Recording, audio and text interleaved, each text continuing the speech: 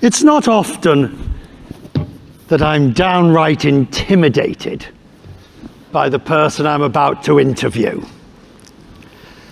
Kristalina Georgieva, easy for lunch. But SRK is a legend, aren't you? You're being very sweet, Richard. Like I told you, I'm not a legend. I'm Bond, James Bond. I told you that at the backstage. Yeah? Say that again, go on. What's your name? Bond, James Bond.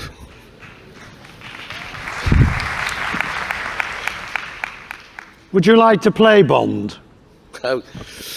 I'd really wanted to, but I think I'm too short. What about Bond Baddie? Baddie, yes, of course. I'm brown enough. If we look at your career, how many years? Now, I think actively, including television, 33 years now. I've been actively working as an actor. But to have reached the level of stardom that you have reached, and for the length of time, is quite an achievement. It's more than that, it's a huge achievement. But it speaks to more than just, obviously, the raw talent, but it also speaks to perseverance, the ability to keep going, which is something that's so crucial. I think it's, perseverance is, I think it happens to some people. You don't have any option but to persevere. So maybe when I was young, I lost my parents very early, and then you realize that, okay, there's no rewinding this, there's no coming back from death, and you have to continue, make the most of what you have. So I was kind of a youngish orphan, and I had to work my way through it. Or it could be just part of nature, it's the nature of the beast that you are just with dogged determination, you keep on working. Where does that come from? I don't know, I've always tried to analyze it, that, why do I do what I do? Why do I wake up in the morning and just start doing it all over again, even when it's... I think it taught me, the work that I do, making films, the result happens very suddenly. You think you've made the best of films, you think it's the nicest of stories to tell, you think the world is going to love it, and you wake up on a Friday morning and realize it's the biggest flop of your career. And you're which happened? Which happens more often than not. Or sometimes you don't like a film and that becomes the biggest hit of your career, and you say, like, how did this happen?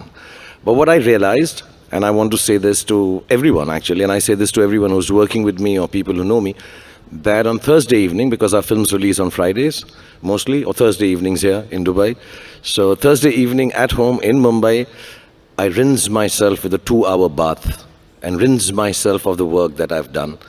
Because what happens... Well, hang on. Yeah. Let's talk about that bath. It's a ritual, yeah. Is it a ritual? I mean, do you put special oils and scents? Do you have bath salts? Do you prepare with candles? I'm not telling you my secret. You come and take a bath with me. Easy. I'm an actor. I'll show you how to do it. Should I take him up on his offer? You carry on, sir. Okay. No, but honestly, I do, because, I realize when you do a big hit film, it's done well and you're very happy and everybody's jumping around. Friday happens, Saturday happens, Sunday happens, and you realize this is a big blockbuster, but Monday I have to get back to work to make a better film. You made a flop film, Friday you're sad, Saturday you're crying, Sunday you're moping and you're not waking up from bed. Monday you have to get back to work and start making a better film. So Mondays are for trying to make better films always, so you have to persevere. Okay, but let me be crude. You don't need the money. No, I need the money. Oh, you do? The bath oils are very expensive. Fine. If you had to define the quintessential SRK film, what would it be? I've said this before. I was telling you behind. I don't know when it happened, Richard, to be honest. I didn't realize it. I never wanted to be someone who's, like I say, peddling love or seller of dreams. I wanted to be an action guy with 8 packs and beat up people, be in a white vest, girl on my side with a Glock in my hand, and speak in baritone and things like that. But I never got the opportunity. I don't know. When I started off, suddenly everybody started think of me as someone who's, promising hope, giving hope, and spreading love. Like I spread my arms again and again. So I think my regular film would be a film that gives you hope, gives you goodness, gives you happiness, and at the end of it all, lots of good songs. Yes, but you've also, there's a great YouTube video, 4 minutes of your best entrances. Yeah. And there's a lot of action in them. Yeah, only entries, no exits. I just keep entering again and again. My kids get very, when I have 3 kids, and whenever that video plays, and I have to tell you a secret, we've compiled it from the office. I think it looks just very cool. It's not made by others. We've made it. So whenever a show like this happens, and if you allow me to show a video here, we'll show you me just entering some places and very dramatically and romantically. But my kids make a lot of fun of it. Whenever I get a little serious with them, they'll just look at me and say, "Oh my God, he's doing those entries from his video, SRK." So it does become. Do you want to give us an example? Oh yeah, I can do that. Yeah, I'm just, you want to walk along? With your permission, sir, we'll. If it's okay, yeah. Yeah, go on. Go on.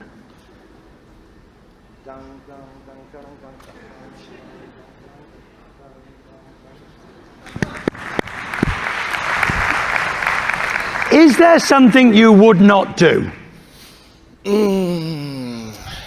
On screen? On screen, I don't know. I wouldn't be... I'd like to give hope in my films. The stories that I tell, I hope they end with hope. I know I've done some really sad films also. I've done films which are tragedies. But somewhere down the line, I just hope that I can give hope in films. So I don't like to give hopeless cinema or hopeless stories, because I think in life and in businesses and in jobs and world, there's enough sadness. So you're extremely well known here, obviously because of the Indian population that is here and elsewhere. But you like it here. You have a home. You are not a here today, gone tomorrow person for Dubai. No. I spend a lot of time here. I have a beautiful house which has been given to me by Nakhil, and it's one of the nicest places in the world because nobody troubles me. And His Excellency the Prime Minister also just told me that he stays next to it. So the next New Year party is with him. He's a good neighbor, but it's really nice. I really enjoy being in Dubai. I really love being here. And you find the juxtaposition with going back to Mumbai? No, this is very easy. It's just 2.5 hours away. Right. So I keep dropping in. We come with the kids, and there's so much to do here. I'm sounding like the tourist ambassador of Dubai suddenly, right?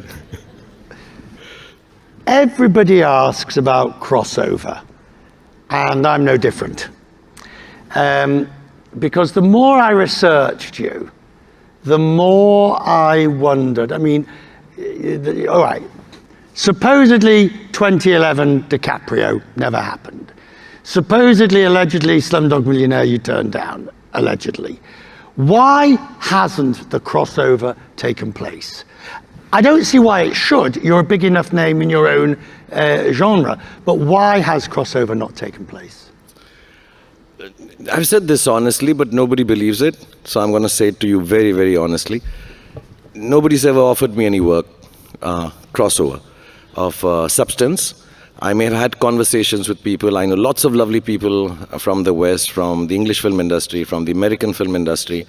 But nobody's offered me any good work. I hear actors talk about, oh yes, I want to crossover, I want to take Indian cinema. I think I still have to learn how to be able to deliver to the audience that likes me. And, instead of spreading myself too thin. And then, yeah, of course, if you've not been offered a job, how do you take it? So really, I've never been offered a film in Hollywood or in England. Yes, Slumdog was there, now that you mention it. And I spent a lot of time with Mr. Boyle, he's very sweet.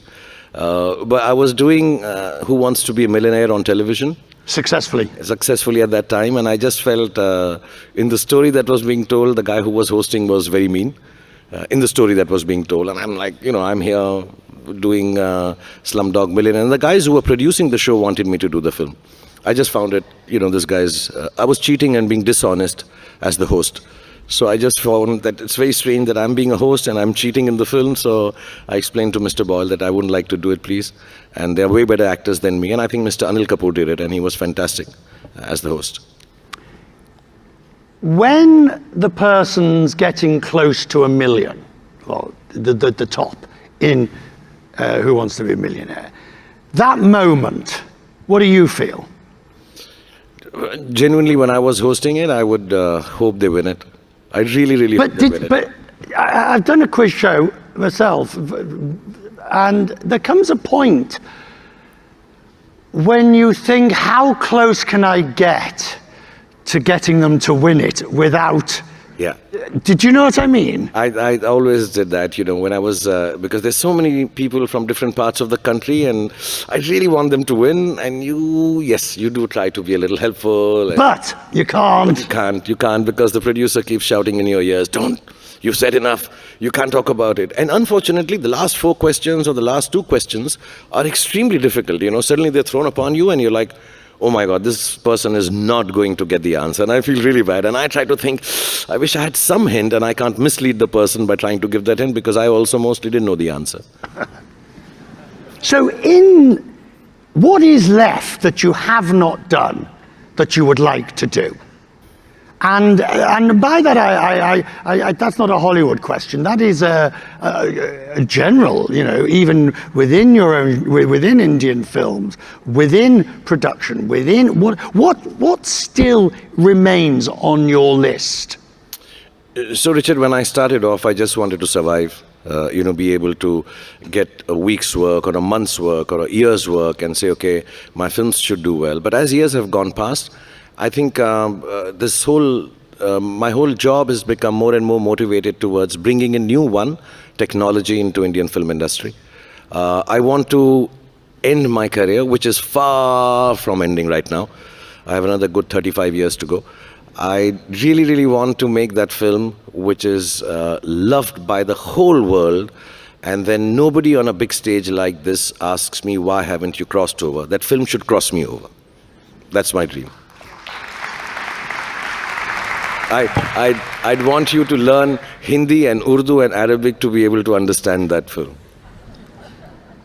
Did you go on a massive retreat of personal introspection between 2018 and 2023? You just had 2 or 3 films that were not as successful.